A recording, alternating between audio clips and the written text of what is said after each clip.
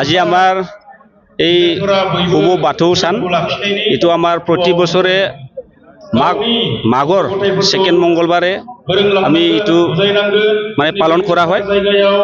এই বাথৌ পূজা উৎসৱেদি আমি এইটোকে কামনা কৰোঁ যে সকলোৱে ধৰ্মাৱলম্বী বা জাতি ধৰ্ম নিৰ্বিশেষে মানে যেন আমাৰ এই বাথৌ ধৰ্মটো মানে আঁকোৱালি লয় আৰু আমাৰ এই বাথৌ উৎসৱ পালন কৰাটো মেইন উদ্দেশ্যটো এইটোৱে যে সকলোৱে আমাৰ বড়ো সমাজৰ যেন এই আমাৰ বাথৌ ধৰ্মটো যেন ঘৰে ঘৰে গাঁৱে গাঁৱে মানে আঁকোৱালি লৈ পেলাই প্ৰচাৰ কৰে আৰু এইটোৰ দ্বাৰাইদি আমি সমগ্ৰ মানে দেশত আমিও বড়ো জাতি হিচাপত এটা নিজা যে ধৰ্ম আছে এই ধৰ্মটো আমি মানে এই আমাৰ কেন্দ্ৰীয় বাথৌ পূজা মেলা দ্বাৰাইদি আমি এইটো মানে বছৰে বছৰে আমি প্ৰচাৰ কৰি আহিছোঁ।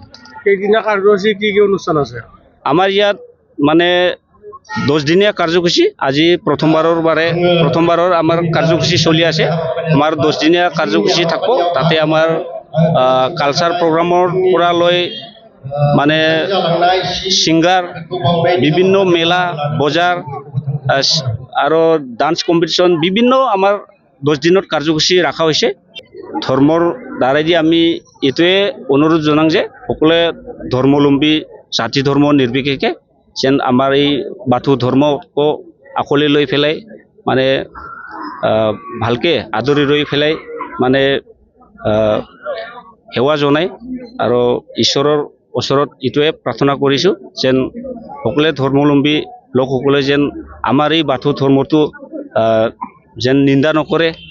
মানে বড়ো হিচাপৰ আমাৰ এই বাথৌটো আগৰ পৰা যুগৰ আগৰ পৰা চলি আহিছে যেন এই আমাৰ এই বাথৌ ধৰ্মটো মানে আঁকোৱালি লয় যেন।